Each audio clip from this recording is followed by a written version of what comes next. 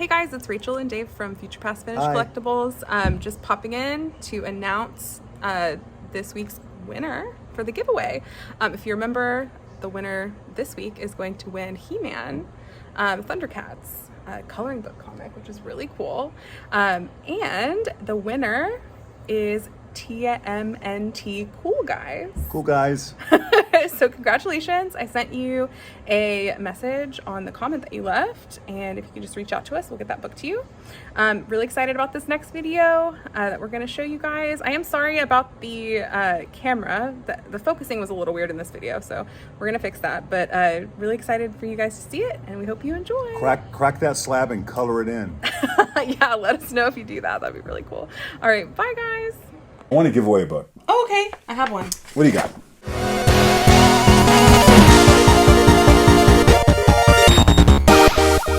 Hi, I'm David, owner of Futurepast Collectibles. This is my daughter, Rachel. Hello. Hi.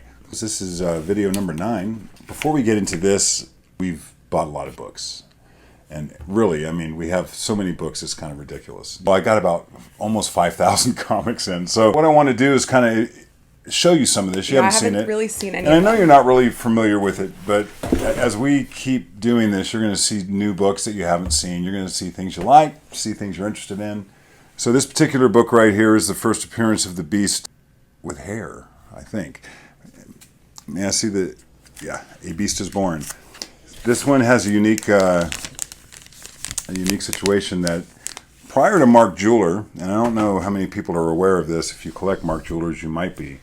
But prior to Mark Jeweler, there was another company that used the centerfold for quite a while, a few months anyway. And this is right before Mark Jeweler started in 1972. And it was called the National Diamond, I think it was National, let me open it up. Yeah, National Diamond Sales, the precursor. These are actually really cool. I know, I was like, that's not... So obviously this was bought either at an army base, could have been in America somewhere else. Most people weren't buying new books in comic book stores then. They were buying them drugstores, 7-Eleven, and it's really high grade. So, I mean, I got the entire run. Really looking forward to actually going through these under the lights and really checking them out. But first glance, they look fantastic. Real quick run through like the covers. It's the whole run. And some of these, this one in particular has a lot of value. Some of these other ones do as well. But the big part about these is just the grade. These covers are tough. Like this particular cover right here has a color breaking spine tick I can see from a distance. But great books to have in my era. These are cool. Yeah, these are great. These are really good in the bag too. Yeah, these are all very high grade, 9294. Yeah, fantastic. I haven't even looked at every one of them yet. I really haven't been able to process my books yet. Yeah, we've got a lot of them too. But this was just a random one that a guy was selling as a raw 9.8 that I just picked up. Because this is really what I focus on, is really, really high grade bronze books. So this is 133. Yeah. And I have another really nice copy of this, and I have other Fantastic Four from this era in 9.8. So they're not easy to get, and they're not common. This one I just picked up, and it's Wonder Man's first appearance in Marvel Premiere, which kind of kicks off all the different things he was doing. So this run is heating up right now due to some news, which one way or the other, a year ago you could have picked this up for $15-20. This particular copy, I mean, I can't find anything wrong with the cover. I haven't taken it out yet, but very high grade. Nice to have. I really am attracted to books that once they were purchased, the same owner had them the whole time, and then some owners take different care of their books than others. So if you're buying books in the 70s, chances are you're not putting them in bags and boards. And if you are, you're probably using cardboard or something you shouldn't be using. But that was kind of like the beginning of people preserving comic books like that. Some of the best collections were never bagged and boarded. I mean, the Mile High collection were all raw in stacks, and there's some of the best examples of Golden Age books out there. So I did pick up some things like this. First appearance of Guardians of the Galaxy. It's really cool. Yeah. I think I can improve this a tad. These two issues of Marvel Premiere are from that uncirculated set that I'm talking about, and these things are still pristine. When we used to open them, you would hear the front page crinkle as you pulled it off the other page because it had never been opened. That's wild. Oh, yeah. Me and my brother called me last year because he found one, and he started to open it, and it made that sound. He stopped, called me, and let me hear the rest of the sound. It was Can You Name That Tune? And I heard it, and I said, in one note. Yeah. Another uncirculated book. Really happy to get that. This series, and this is not the number one. It's just a cover that I like from OMAC. More Fourth World Kirby DC. Loved this series when it was coming out, and it was always kind of a key back in the day, meaning that these were like $10, which was like out of my range. I think they're still $10. A lot, and I'm joking, but I mean in 9/8 these books are somewhat valuable. They're just not common, but they're not as uncommon as some other things because people were bagging and boarding a little more at this point, and I've had many sets of this. Many. Picked up some cool stuff like that. Adventure. This has got a little bit of heat right now because there's an animated movie coming out called Super Friends. Super Pets, Super Pets, I think it's called. Yeah, that's what this says, Legion of Super Pets. And if you haven't seen that, then this is a treat because there's a couple of covers. This is not their first appearance. There are a couple of covers that are just fantastic, and you got Super Monkey, Crypto. We all know Crypto. How about Streaky the Cat with the lightning streak, and Super Horse. Super Horse. What would the DC universe have been without Super Horse? Okay. This book's a little hotter. I got the entire run of this, and this is Wallywood art. This is a continuation from their golden age. They hadn't printed an issue in decades, and then this issue came out, and this is the origin of Power Girl. First appearance in Origin of Power Girl, who's kind of been controversial because of the way she dresses. But this is a fantastic book. Can't wait to... I really haven't examined it completely, and it's certainly not a perfect copy, but it's not a 9.4 either. It looks good. Yeah, very happy to get that. Love this. First appearance of Machine Man. I had my Machine Man #1 back there last time, and I moved it. I've had this multiple times. I had a set from this same guy. This is an uncirculated copy. Super happy to get that. Keeping that. I like Machine Man. Got these two fantastic Brave and the Bolds, both high grade. Black Canary. And these issues, I was just super happy to see them in that collection that I picked up, and happy to get a hold of those. There's another key. Just from the front cover, it looks like about a 7.0 or a 7.5, but the first appearance is Secret 6. And I actually got the entire run. This is the lowest grade copy. Most of the issues are 9.2s and 9.4s.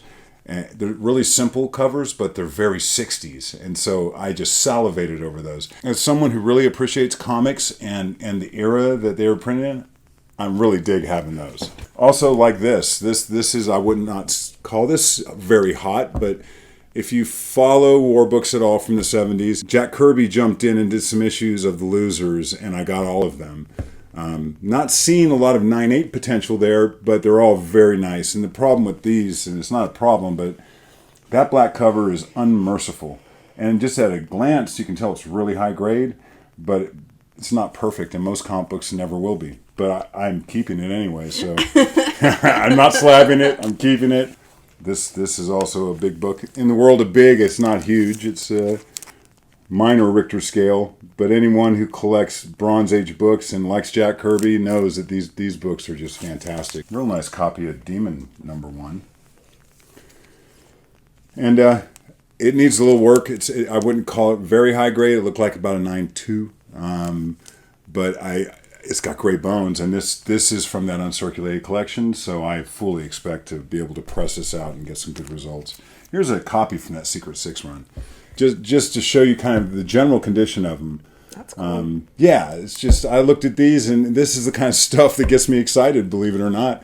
And I have a lot of books that are way more valuable or harder to get, but these aren't really common in 9.2, 9.4. They're not that expensive, so it's just nice to have them.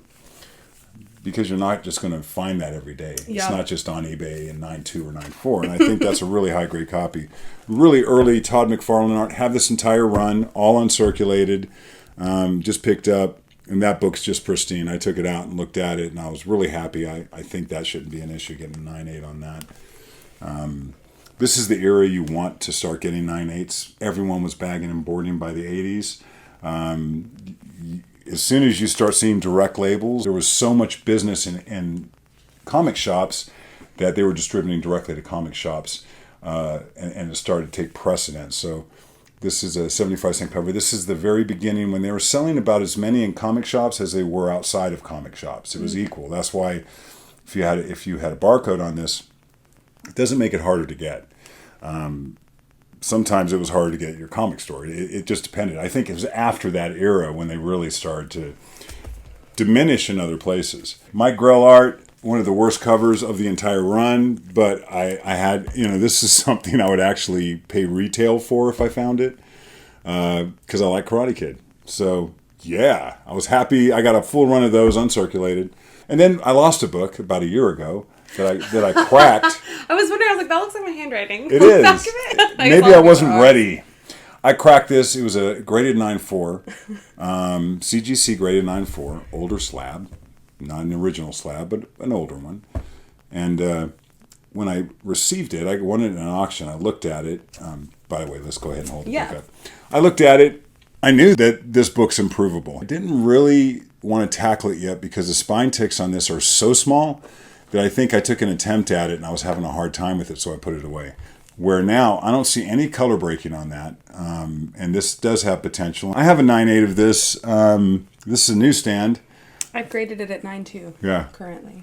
You see? This was a long time ago, though. When I took this and put it under the light and do what you do to kind of see inside the case, That is a lot. I was kind of shocked on how many spine ticks were able to fly under a 9.4. Super happy to have found it, though, and now I'm going to take another swipe at it, and you guys will probably see it in one of my unboxings, or you'll hear Rachel and I talking about how I had to sell this raw. Okay. So, on to the unboxings. 2 small boxes. Rachel, I'm going to let you take it away. Yeah, so we're going to show you some pre-screen 9.8 modern books today. Only a few of them. I know some of you have expressed that you don't care to see them, but I know some of you will. And I think these are really cool. We have a lot of pre-screens. We have another box that has some really old books in it, and we're excited to show you those too. What age are these? Those are silver. Silver age, okay. Late silver. Really old. Super what duper I old. call them. Pre-Rachel. The pre-me. Is it? Yeah. I don't think Before any the of these are 90s. older than me, though. That's fair. Yeah, well, it's true. Okay. That's fair, too. So yeah, there's no reason for me to cover the grades on these because they're all 9.8s because they are pre-screened. So I'm just going to show you some of the covers. Was that 100%? Did we have any? There was one book. I guess I can show you that first. There was one book we didn't get. There were, how many books in this? 8? Yeah, there was 8. We had like a bunch, and I guess we didn't have an even number because usually they box them in 25. But this was the only one that did not get a 9.8. It is a Star Wars High Republic Adventures Annual. Which is hot. I Yeah. mean, and I don't know why. I mean, we bought this new. I'll talk about it sometime. Yeah, I think it had a crunched corner. We had a few of these, and most of them we needed to sell raw because they weren't 9.8. So I'm sad about that. I really thought this one That's was a typically 9.8. what we do. If we don't feel like it's worth us pressing and cleaning one of those, we'll just sell them raw. And I have thousands of books from 2021. I had a massive pull list. Mm-hmm. We go through this inventory, and everything's not a 9.8. Mm-hmm. I didn't go through every book because I didn't have time for that. Don't have time for it now. Rachel does. Yeah. So she does an incredible job. I'll tell her what books I'd like. I look at the market and say, I want to do this for later, or do it for now. And at that point, it's not on me anymore. It's 100% on Rachel. And she'll go out, and if the book doesn't make the grade, she says, "You're going to press this, or are we going to sell it raw?" What do you want to do? Yeah, I mean, so let's say I pick if I picked 100 books and 40 of them made pre-screening, we do better than that. I think you've gotten to the point where you're batting 1,000. I mean, most boxes do not have any coming back. 4 boxes of 25 pre-screens, and none of them have, like, all of them were graded. All of them got Except one. Except for this one. Yeah, if that's what you do, is you buy new books and you get them graded, that's kind of a no-brainer. We don't press them. So I think I did press a couple in this one. I have to see what's in here. I don't know. I'll show you. Yeah, you'll remember. There were some virgin covers that were incredibly tough when I got them. It's not exactly easy to get a new book, slab it, sell it. There's a lot of risk involved. There's a lot of upfront money. And this is certainly not any type of slam on the new market. But I look at new books as manufactured collectibles. Because you have an opportunity of buying this book that's barely been handled by anybody, sending it to a company, sealing it, and getting it back. That's why 95% of all new books should be 9.8. When these came out, there was no such thing as bags and boards, and if there were, I haven't heard of them in the 60s. These weren't really being printed to be collected, especially when you go back to the Golden Age. You know, they didn't look at them as collectibles. They looked at them as periodicals to make money, no different than any other periodical. That's why they hired the best artists to do covers. That's why they really went after selling comic books. They weren't thinking that people were going to keep them. And as Silver Age happened, that's when people started kind of hoarding comic books. Fantastic Four, everything happening in the early 60s at Marvel really kind of re-inspired the market after Comic Code came out in 55. Books like this, they're not manufactured collectibles. So let's talk about some collectibles that were manufactured for us to put in this lab. Well, it's funny too because we sell raw moderns all the time because people want to read them because that's why they're being made too. And they like, want things like American Chavez and things like that. People want to read those. Things that are hot that they couldn't get at their local comic store. Yes, people trying to get a book cheaper and then press it. We get also, much of that, you know. So, and it's fine because I'm not into pressing these. I've just held back some copies and some of the stuff, like some of the new Star Wars stuff, I have just liked from day one. They're really cool. Yeah, a lot of the new covers are really cool. A lot of homages to old covers that I didn't know about. Sure. There's always people that want those special issues. And there's so many variants now. Yep. It's a lot. And I kind of enjoyed when there wasn't. I mean, I do like variants, but I liked it when there was one cover and there was one brass ring to go for, like Silver Surfer #4. One of the most iconic covers ever. Thor pulling his hammer back as Silver Surfer's barreling down at him on the Rainbow Bridge. One of a kind cover.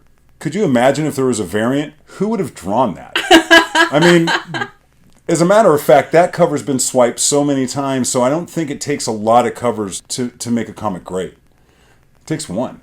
Well, and I think to your point, there's so many famous modern cover artists now. People want their artists, so and they're there's some incredible artists out there. Art Germ, I mean, I can go on and on and on of artists that I like today. There's some incredible artists. Art's changed, you know. It's digital now, and it's like mixed media. So things are different. That's why I think if you collect a different era of comics, you're really looking at something different than modern books. And if you're trying to get a Golden Age collector excited with a modern cover, good luck. I mean, so here we go. Anyway, okay, so let's look at some 9/8s. So this one is Marvel Voices Pride #1. This is a variant cover. This is the Veregi variant. Yeah. This book is so cool. I did not think this was going to get a 9/8 when we sent it. Yeah, all the Vereges, well, so this one has a little bit of cover rub on the back too. If it's small enough, you can actually have multiple spots, and if it's small enough, this cover is unmerciful. It's so black. I really like. It really looks so good though. I had bought that, and I paid money for that. I mean, I don't know, $80. Yeah, these like virgin variants are the ones that don't have any words on the front. Right, it's a 1 in 100. If I remember correctly, it's a 1 in 100. Anyway, I'm happy with that. Yeah. Strange Academy #14.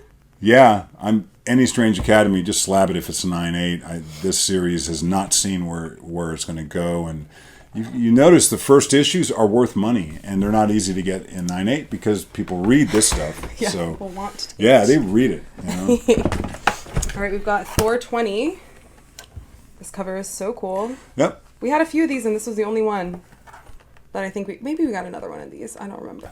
Cool. There you go. Thor 20. If you're a new book collector, you've seen that.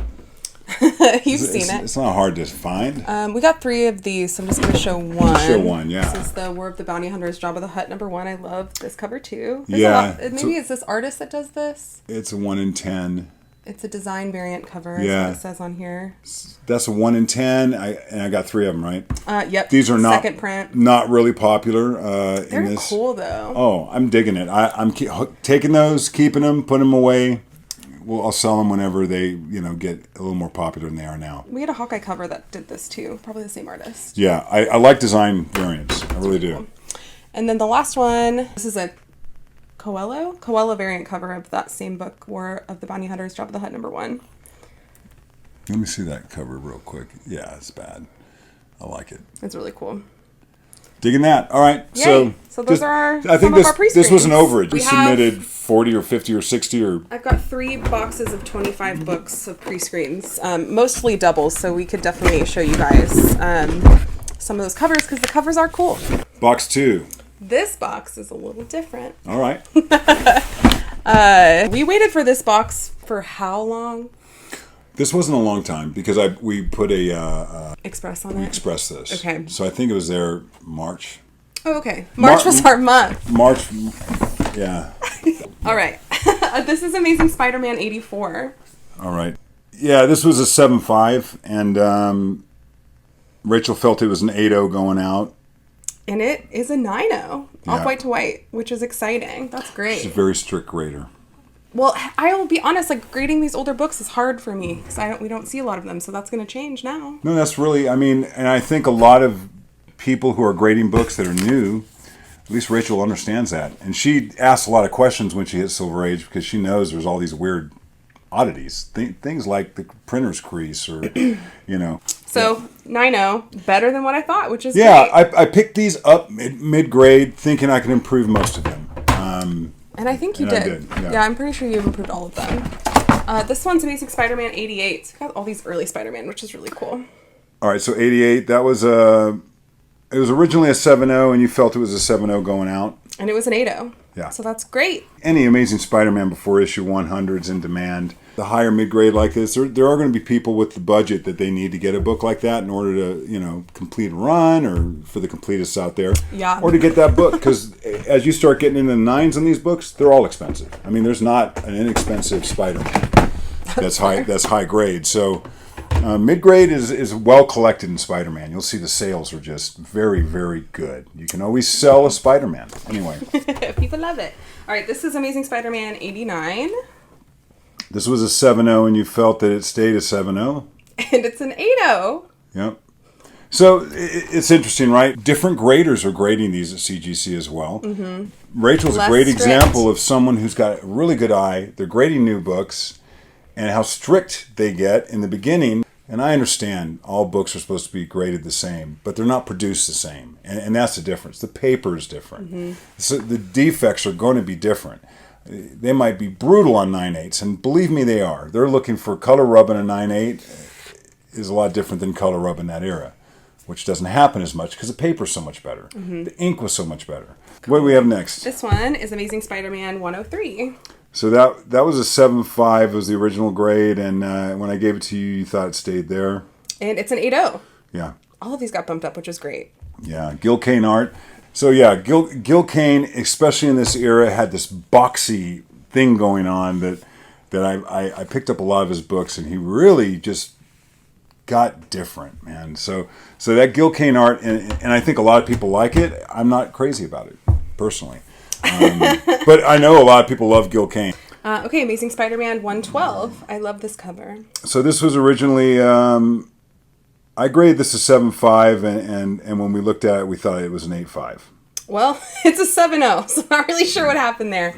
It's really dirty, I think it's just really stained. It's off-white to white. Because there's a little staple tear here. It's got a crease across. Oh, yeah, it's the crease. We talked about that. There's a big it's color-breaking crease. Color-breaking crease that's kind of hard to see, but it's definitely there. Once you identify where it's at and you look at it, you can see it, but... I think what happened here is that it was overgraded in the first place. Yeah. I think it was more like a 5.5 because the book was really improved. Didn't lay flat. It was much dirtier than that. I can actually get it whiter than it is.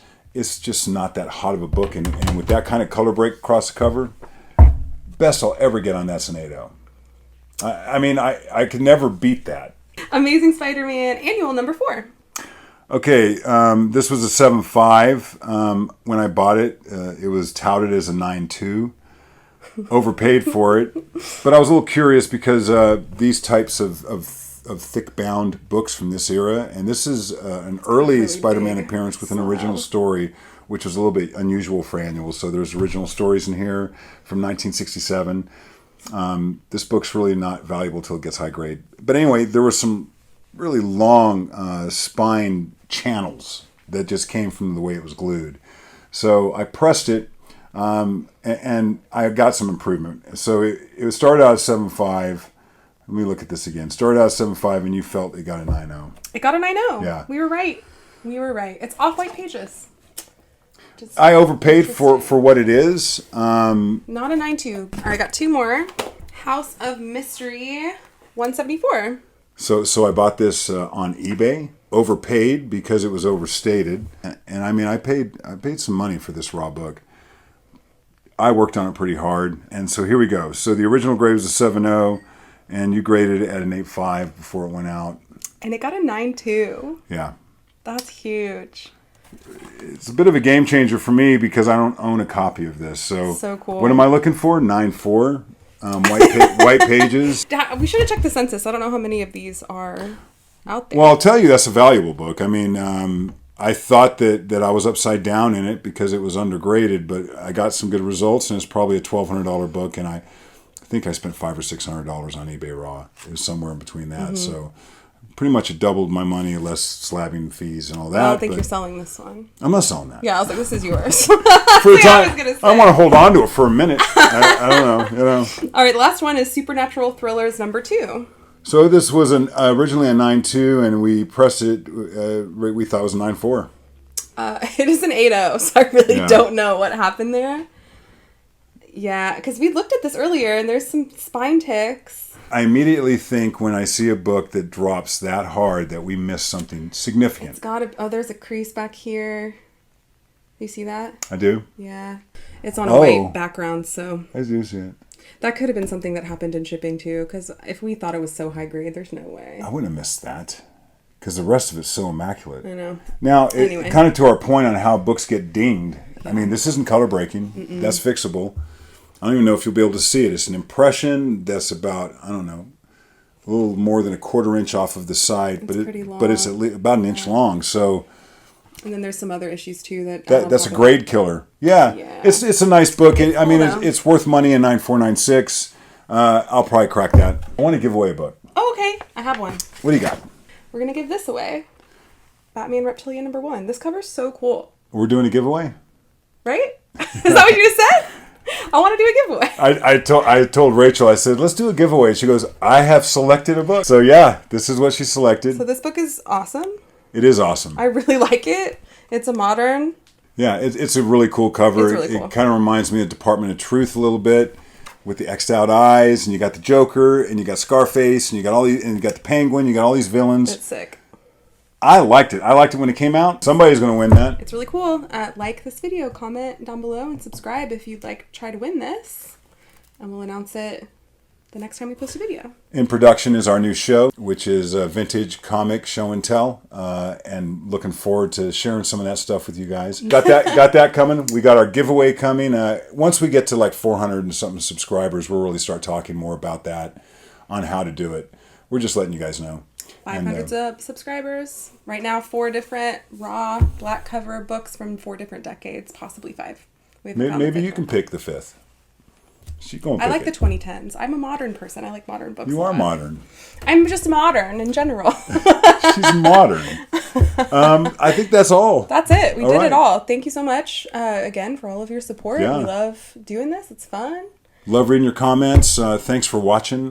This is fun for us too. So I've had some really nice comments, and Rachel and I are really appreciative because we enjoy this. This is fun, and I don't know if this would be as fun without being able to share this stuff with people. So it's been a good time. Anyway. Good times. Thank you. Bye. Bye.